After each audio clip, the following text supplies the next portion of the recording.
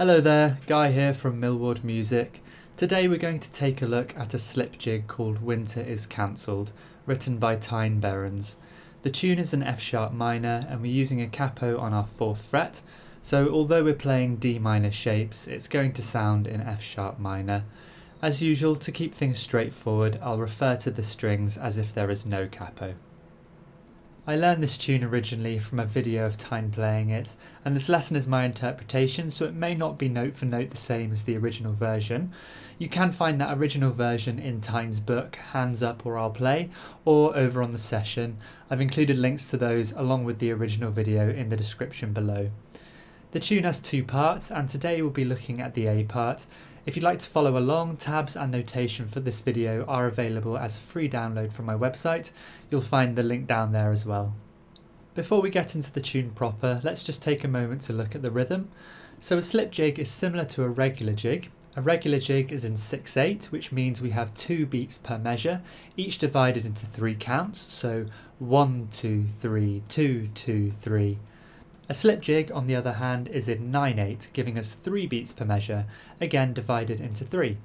So we can count it as 3 groups of 3. So that would be 1, 2, 3, 2, 2, 3, 3, 2, 3, with the pulse on the first count of each group. We're going to use the same down up down picking approach as for a regular jig, just extended across those 3 beats. If you're not yet comfortable with that pattern, I'd recommend checking out my video on jig picking, where I go through it in a lot more detail, including a lot of exercises for you to practice there with. So without further ado then, let's jump into the A part of Winter is Cancelled.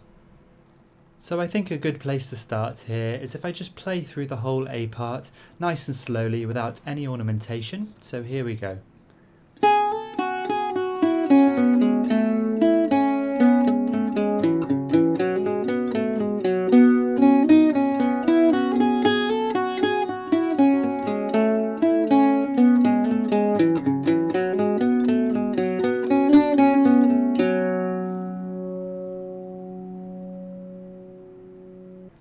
Okay then, so that breaks down into 4 lines, 2 measures per line.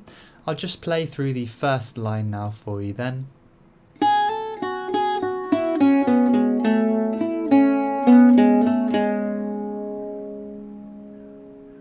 So breaking that down then, the first measure of line 1 is going to sound like this.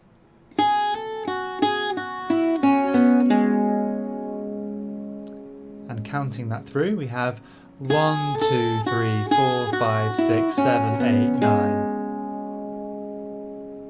Okay, so looking at the first group of 3 then in this first measure of line 1, we're going to have first string 2nd fret, followed by first string 3rd fret, followed by first string open.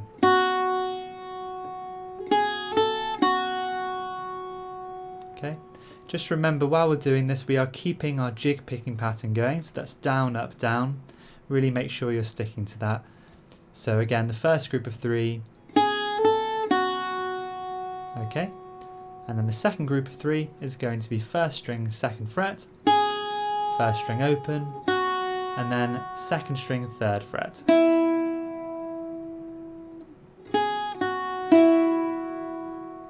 And the third group of 3 is going to be second string open, followed by 3rd string 5th fret, followed by 3rd string 2nd fret. So that's. So putting then those 3 groups of 3 together to make up the first measure of line 1. One more time we have.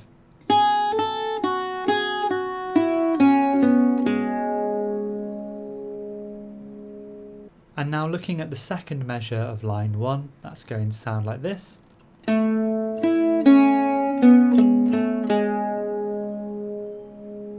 Okay, so looking at the first group of 3 here of the second measure of line 1, we're going to start up on our 3rd string 3rd fret, and then it's also going to be our 2nd string 3rd fret. Now here you may notice we're actually skipping over the middle count there, so that's the count 2 of this first group of 3. So it's actually going to be downstroke, and we're going to skip the upstroke, and then our 2nd string 3rd fret is going to be a downstroke again. So that's going to be down, skip, down. One more time. Down, skip, down. Okay, and then moving on to our second group of 3 here, we're going to have 2nd string open, and then it's going to be 5th fret for our 3rd string. Again, with this group of 3, we are skipping over the 2 count, so it's going to be. Again, that's going to be down, skip, down.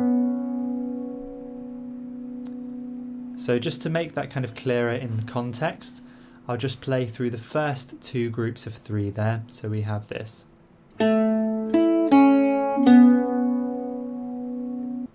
Okay, looking at the third group of 3 now of this second measure, we're going to have 3rd string 2nd fret, followed by 3rd string 3rd fret, followed again by 3rd string 2nd fret.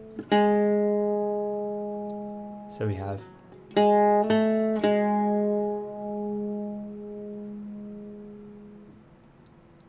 Just putting those 3 groups of 3 together then for the full second measure of line 1, we have this.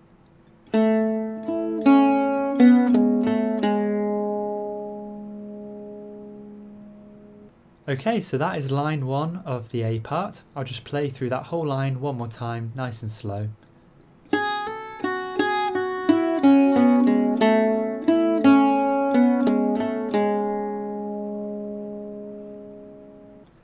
Looking now at line 2 of the A part, I'll just play that whole line through nice and slowly. So we have this.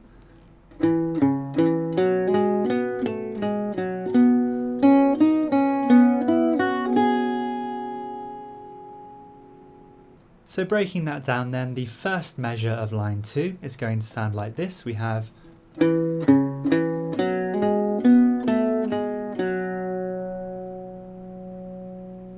Okay, so the first group of 3 there, we have 4th string 5th fret, followed by 4th string 2nd fret, followed by 4th string again 5th fret. So that's 1, 2, 3. And then the second group of 3 here of the first measure of line 2 is going to be 3rd string open, followed by 3rd string 2nd fret, followed by 3rd string 5th fret. So, and then the third group of 3 for this first measure of line 2 is going to be 3rd string 3rd fret, followed by 3rd string 2nd fret, followed by 3rd string open. So we have.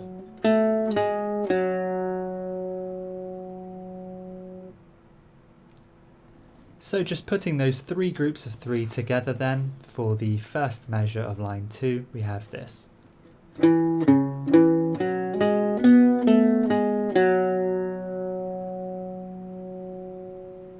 Looking now then at the second measure of line 2, that's going to sound like this.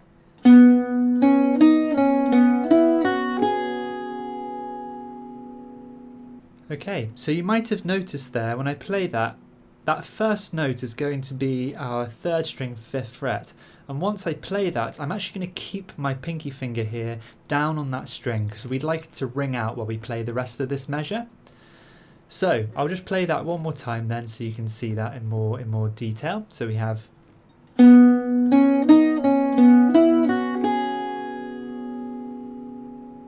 So looking then at the first group of 3 of this second measure of line 2, as I say, we're going to start off on our 3rd string 5th fret, then we're going to skip over our 2 count and we're going to play our 2nd string open.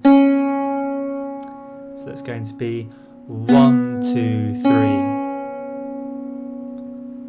3, down, skip, down. And then the second group of 3, we've got 2nd string 2nd fret, followed by 2nd string open, followed again by 3rd string 5th fret, and we've got our pinky already down there for this one. So that's 1, 2, 3, down, up, down.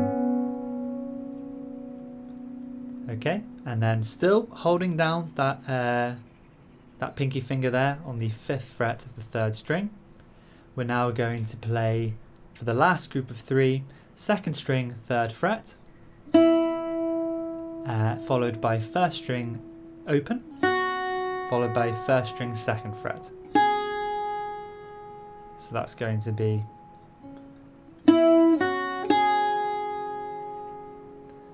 one, two, three. So that is the second measure of line 2. I'll just play through that one more time. We have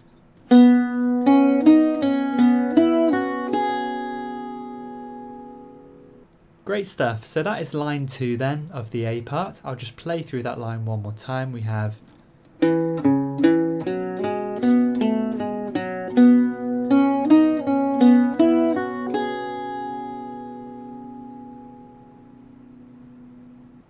moving on then to line 3 of the A part.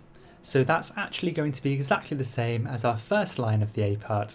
So I'll just play that through nice and slow for you. So we have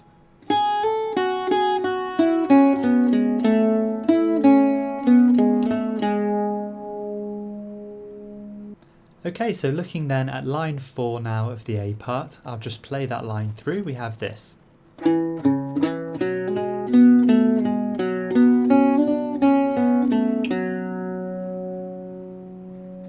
So breaking that down, the first measure here is actually going to be exactly the same as the first measure of line 2. So that's going to be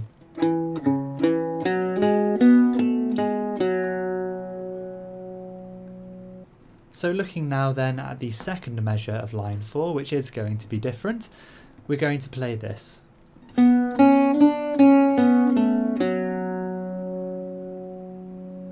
Okay. So what we have there then, the first group of 3, we have 3rd string 5th fret, followed by 2nd string open, followed by 2nd string 1st fret. Okay, so that's going to be 1, 2, 3. Okay, and then the second group of 3, we have 2nd string open, followed by 3rd string 5th fret, followed by 3rd string 3rd fret. So that's 1, 2, 3. Okay. And then we're actually going to end this, our last group of 3 here, is just going to be a single note that rings out across those 3 counts, and that's going to be 3rd string open. So and that's going to be 1, 2, 3. Okay, so just putting together those 3 counts for this second measure of line 4 will give us this.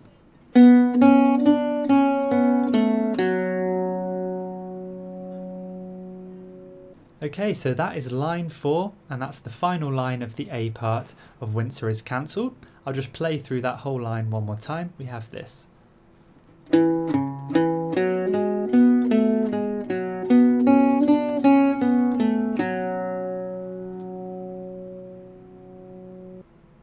Okay, that's where we're going to leave it for today. Thank you so much for watching, and I really hope you found this useful.